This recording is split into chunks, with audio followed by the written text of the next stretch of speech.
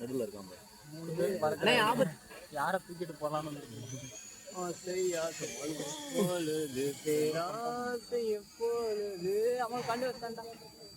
ஏய் நல்லா இருக்குங்களா சாட் ஈகிள்